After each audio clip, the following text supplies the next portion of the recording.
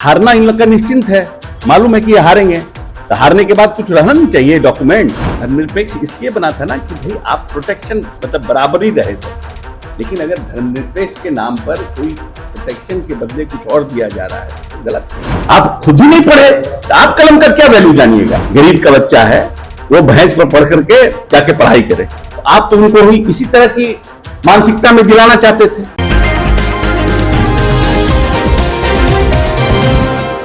हमको एक बताइए, कभी भी जब भी आम चुनाव हुआ है, चाहे वो लोकसभा हो या विधानसभा हो, उसके पहले वोटर लिस्ट पुनरीक्षित होता है या नहीं होता?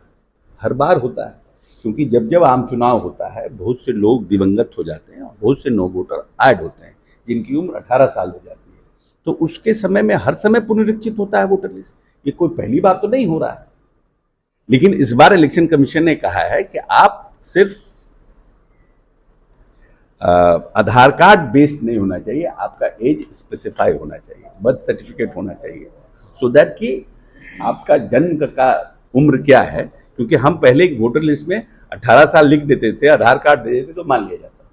तो इस बार कहा गया है कि 18 साल का प्रमाण किया जाता है। इसमें खराबी क्या है? और क्लैरिटी आ रही है सिस्टम में, कभी ना कभी तो क्लैरिटी आएगी ना। और क्लैरिटी आ रही है तो इससे विपक्ष परेशान क्यों है, हमको समझ में नहीं आता। इट मीन्स कि अगर हम पारदर्शिता लाना चाह रहे हैं तो आप बैठ कर घोटाला किए हुए हैं, कहीं ना कहीं आपने बहुत सा गलत जगह पर वोटर में ऐड किया हुआ अपने लोगों को, तभी ना आप परेशान है। हम तो नहीं परेशान है, हम तो नहीं परेशान है कि हमारे वोटर को डिस्क्रिमिनेट किया जा रहा है। आप क्यों परेशान है? जब इसमें और ट्रांसपेरेंसी लाया जा रहा है, क्लैरिटी लाया जा रहा है, तो आप क्यों परेशान है इससे? और ऐसा नहीं है कि ये पहली बार हो रहा है। जब जब आम चुनाव हुआ है, विधानसभा, लोकसभा, उसके पहले इलेक्शन कमीशन ये करता है, क्योंकि हर महीने 18 साल, क्योंकि किसी को भी आप 18 साल की उम्र के लोगों को आप डिप्राइव नहीं कर सकते हैं।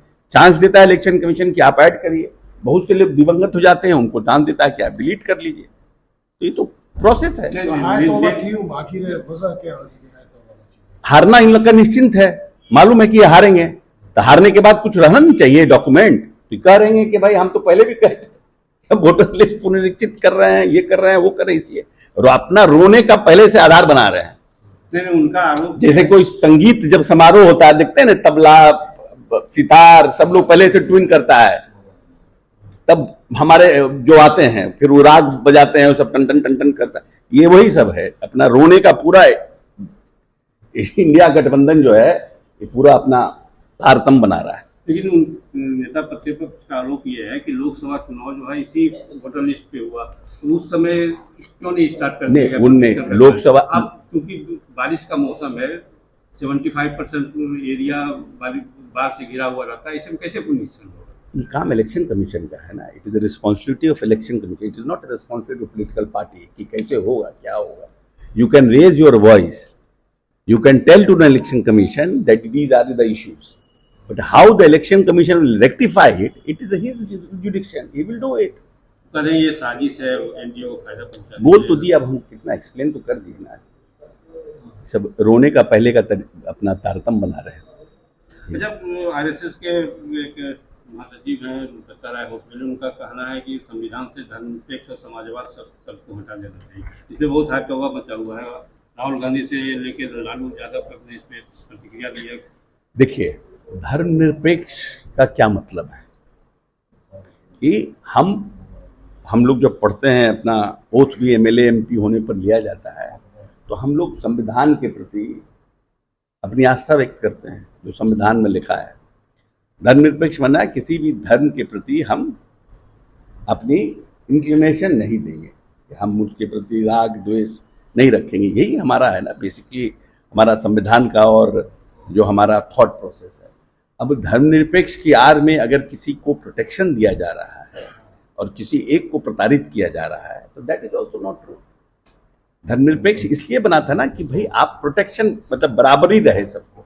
लेकिन अगर धर्मनिरपेक्ष के नाम पर कोई प्रोटेक्शन के बदले कुछ और दिया जा रहा है तो गलत है ना।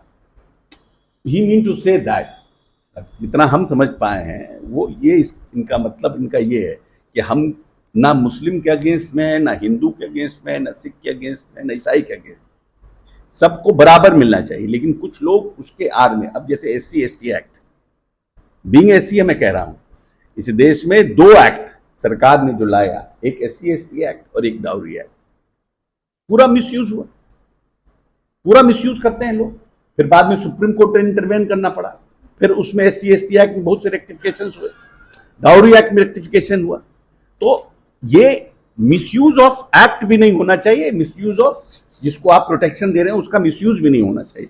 और इस भाव से उन्होंने कहा कि शायद उनको लगता हो दत्तात्रेय जी को कि ये धर्मनिरपेक्षता या समाजवाद जो है के नाम पर लोग मिसयूज करना शुरू कर दिए। तो उस भाव से उन्होंने कहा है कि ये हटना चाहिए। और संविधान में देखिए, हम लोग जिस पार्टी से आते हैं और जिस नेता के साथ काम करते हैं, उनका ये भाव है कि जिस 5 तत्व से हम बने हैं, पंच तत्व से, उन पंच तत्व में जो नेचर जो हमको सृष्टि ने हमें दिया है, सूर्य दिया है, तो सूर्य तो कहीं नहीं हमारे साथ डिस्क्रिमिनेशन करता है। हम नदियां हैं, जल है, वो तो कहीं डिस्क्रिमिनेशन नहीं करता है। अनाज उगती है, हमारा सृष्टि, हमारी जो जमीन है वो तो कहीं नहीं करता है। हवा वो तो नहीं करता है, तो हम क्यों करने जाएं किसी के नाम पे? सिंपल है।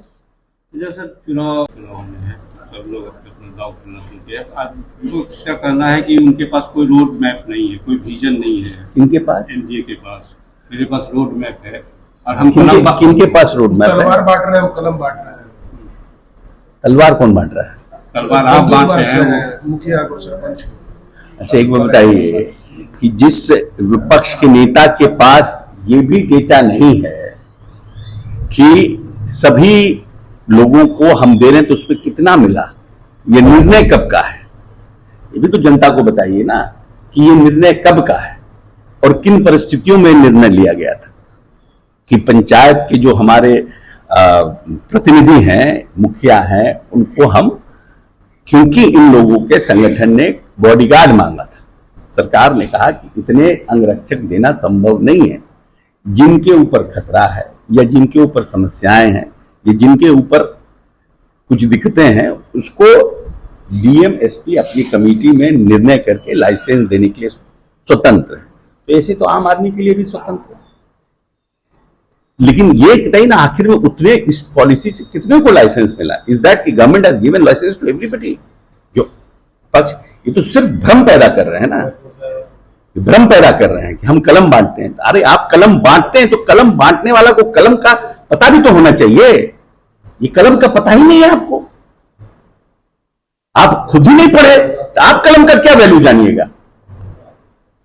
आप प्रदेश की जनता को पढ़ाना चाहते हैं, आप खुद पढ़े ही नहीं तो कैसे मोटिवेट करिएगा कि भाई आप भी पढ़िए? कितने 1990 के पहले कितने मेडिकल कॉलेज थे? मात्र 2। 90 से लेकर के 2000 तक 5 तक आपका शासन रहा। आप शासन में रहे 95 से। कितने मेडिकल कॉलेज बनाए आपने? आप तो बोलते थे कि हम चरवाहा विद्यालय बनाएंगे, और आपने चरवाहा विद्यालय बनाया। 70 साल की आजादी के बाद बिहार पहला राज्य था जिसके मुख्यमंत्री ने अपने राज्य में चरवाहा विद्यालय बनाया कि जितना बैकवर्ड दलित का बच्चा है, गरीब का बच्चा है, वो भैंस पर पढ़ करके जाके पढ़ाई करे। तो आप तो उनको ही इसी तरह की मानसिकता में दिलाना चाहते थे। यही आपकी सोच थी, यही आपका थॉट प्रोसेस था। 15 साल जनता ने आपको प्यार आशीर्वाद दिया ना भाई। यू वर द एब्सोल्यूट आप यहां के पॉलिटिशियन थे। लालू प्रसाद यादव के पास पूरी ताकत थी जनता की, और जनता ने बहुत साल बाद उनको विश्वास ये जगा था कि शायद ये गरीबों का कोई नेता आया है जो हम लोगों की बात करता है। लेकिन आपने दिया क्या? 118 नरसंहार, धार्मिक उन्माद, हिंदू मुस्लिम और जातीय उन्माद, नक्सलिज्म पूरे बिहार में अपनी चरम सीमा पर था। वैसा बिहार नीतीश कुमार को मिला था। 2.3% का विकास दर था, आज 10% का विकास दर है। सब जगह engineering college, medical college, ITI, BIT आप नीतीश कुमार ने बनाया। Aryabhatta knowledge university, Chandragupta university, management university. अब आप कह रहे हैं कि हम कलम बांटते हैं। अरे आपके समय में तो डॉक्टर और इंजीनियर भाग गया यहां से। SP को रगेट देता था आपका लोग AK-47 से। आप हम को ज्ञान दे रहे हैं, नीतीश कुमार को आप ज्ञान दे रहे हैं। मतलब झूठ बोलने का भी एक कैपेसिटी होता है। सार्वजनिक मंच से इस तरह की बात करना। तो सर आपको बधाई कि आप स्टेट प्रोफेसर बन गए, लेकिन उस पर भी विपक्ष सवाल उठा रहा है कि आपने कब इंटरव्यू दिया और कब एग्जाम। ये हम इसका जवाब देंगे कि यूनिवर्सिटी सर्विस कमीशन इसका जवाब दे। मैं जवाब दूं? ये यूनिवर्सिटी सर्विस कमीशन से पूछना चाहिए ना। कहाँ क्या? ज्वाइन कर रहे हैं?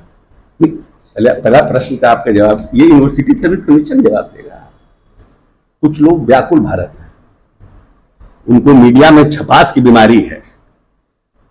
उनको लगता है कि हम किसी के ऊपर कुछ बोलेंगे, असम्मानजनक टिप्पणी करेंगे तो हमको मीडिया अट्रैक्शन मिलेगा।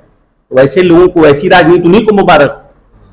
हड़बड़ी में है ना, उनको जल्दी सत्ता चाहिए, एकदम हड़बड़ी में है। लगता है कि इस बार बस छूट गया तो फिर बस कभी पकड़ाएगा ही नहीं, तो वो अपनी पूरी ताकत लगाए हुए हैं। किसी भाषा का प्रयोग करते हैं। ऐसी भाषा का तो प्रयोग हम लोग 25 साल 26 साल हो गया राजनीतिक जीवन में, हम लोगों ने अपने विरोधियों के लिए नहीं किया कभी। लेकिन ठीक है, ऐसी राजनीति आप ही को मुबारक हो। दूसरे को कहते हैं सर्वदलीय नेता। अब ये कौन काम करते थे? सर्वदलीय तो ये ना है कि कोनो पार्टी है ऐसा देश में जिसका ये काम नहीं किया है और जिसे ये पैसा नहीं बनाया है, और उसी पैसे के घमंड पर कहते हैं कि हम बहुत भारी, हम 1 नंबर का पैसा बना के आए हैं, हमने इतना कहा। तो आप कौन काम यहां कर दिए? देश की, इस प्रदेश की जनता के नेता आप बनना चाहते हैं, ऐसा कौन सोशल वर्क आपने किया जिससे कि जनता को विश्वास हो कि जो पैसा आपने बनाया था बिहार की जनता पर खर्च किए हैं? बताइए ना भाई। दूसरे के ऊपर आप अगर एक उंगली उठाते हैं ना तो 3 उंगली आप ही के ऊपर उठता है।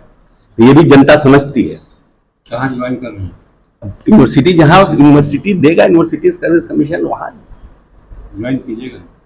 इच्छा तो है, पिताजी की इच्छा थी प्रोफेसर बनने की, इसलिए उनके सपने के लिए तो ज्वाइन करेंगे, जरूर करेंगे। कुछ दिन क्लास भी करेंगे। बाकी महादेव की कृपा। हवाई जहाज में लोग चढ़ के जा रहा था लंदन, उसी दिन 55 मिनट में मर गया। अब कल यहाँ इंटरव्यू दे रहे हैं, कल मेरे साथ क्या होगा क्या जानता है? कल कौन देखा है? अच्छा सर, आखिरी सवाल कि तेज प्रताप के साथ जिस तरह से हो रहा है या जिस तरह उनका का वो आरोप लगा रहे हैं, मेरा उनका व्यक्तिगत मामला, वो राजनीतिक नहीं।